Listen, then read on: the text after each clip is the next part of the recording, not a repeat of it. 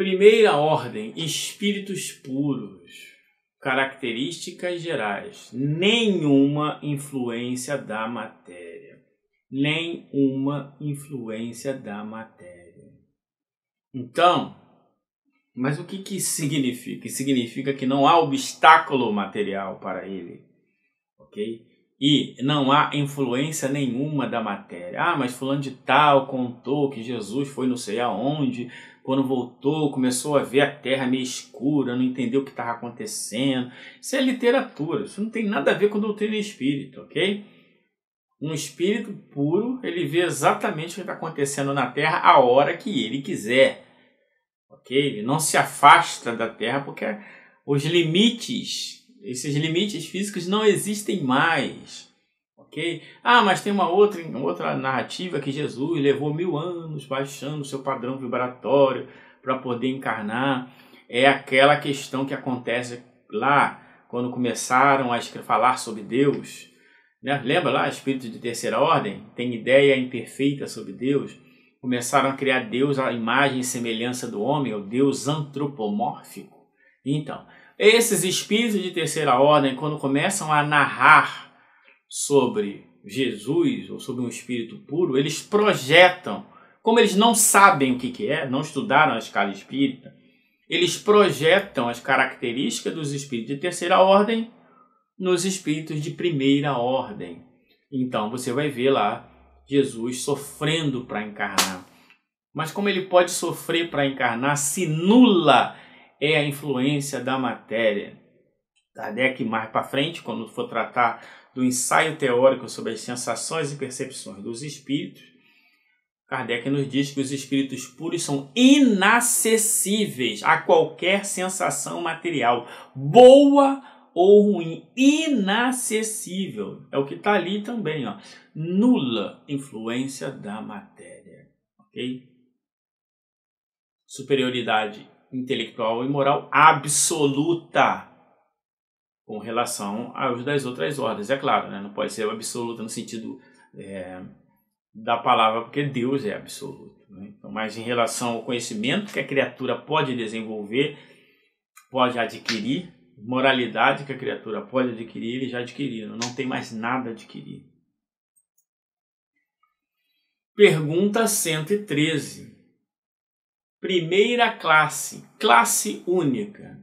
Os espíritos que a compõem percorreram todos os graus da escala. Cuidado aqui também.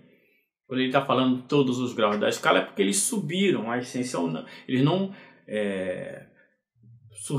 foram criados perfeitos como a ideia dos anjos. Não.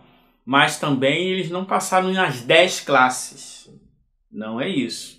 Por exemplo, um espírito pode vir de simples ignorantes e se tornar benévolo. Ora, ele não se tornou impuro, não se tornou leviano, não se tornou pseudo-sábio. Ele já se tornou benévolo. Acontece? Acontece. Nós vamos ver isso mais para frente também. Então, cuidado com esse percorreram todos os graus, tá? Eles percorreram o que tinha que percorrer. Fica mais fácil para entender. Ah, mas por que ele não escreveu assim? É o português, tá? Se despojaram de todas as impurezas da matéria, tendo alcançado a soma de perfeição que é suscetível à criatura. Isso é, não tem mais perfeito, não tem mais puro do que isso. Não tem que sofrer mais provas, né? Quem já estudou lá o estudo sobre a reencarnação, tem vários estágios. Tem um estágio material das vicissitudes da vida corporal. Depois que ele alcança um certo nível, ele não tem mais que sofrer as provas materiais. Só vem encarnar para dominar por completo a matéria depois da sua vida espiritual. Não estão mais sujeitos, isso é, eles não necessitam mais de reencarnação em corpos perecíveis. Por quê? Reencarnação, nós já vimos isso, mas vamos ver novamente.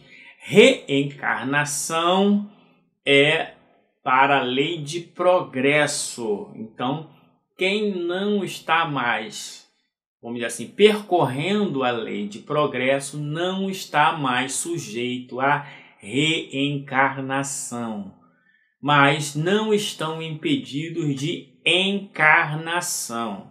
Encarnação é se unir à matéria. Reencarnação é se unir à matéria para progredir. Como eles não estão mais progredindo, eles não estão mais reencarnando, só encarnando, ok? Então não estão mais sujeitos à encarnação em corpos perecíveis. Realizam a vida eterna no seio de Deus.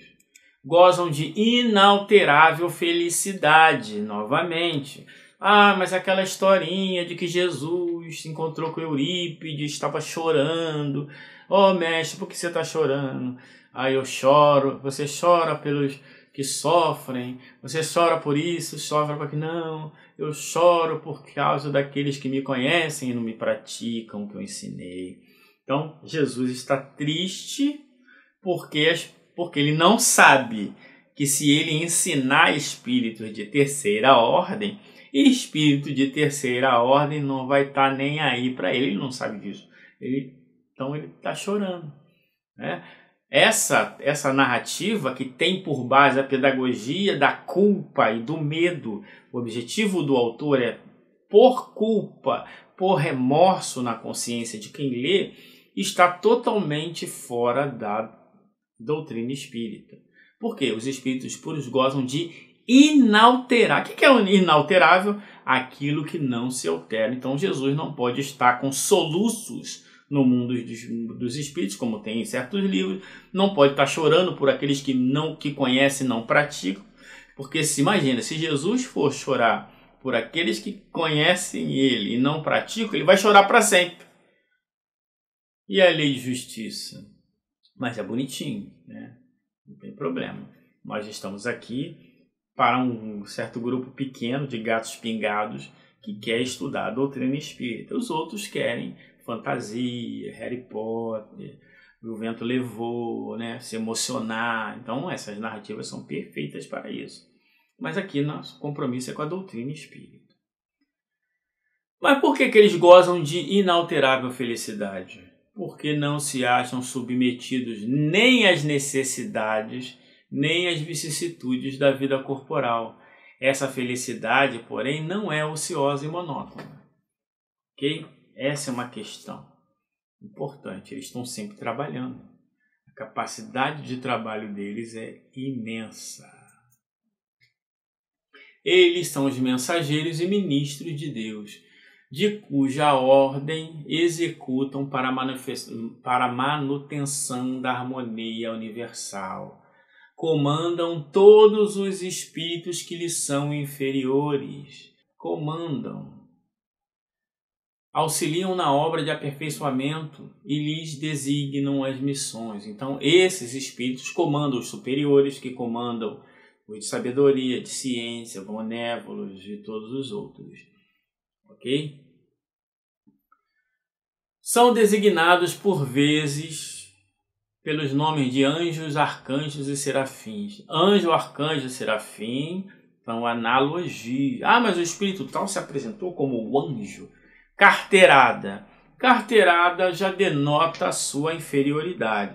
Ah, na revista espírita tem uma mensagem do anjo Gabriel. Carteirada.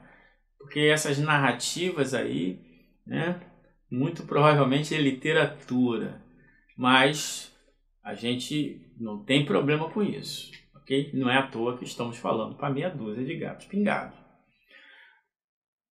Então, podemos usar anjo? Até podemos, mas não devemos. Já temos a nomenclatura espíritos puros. Para que usar anjo?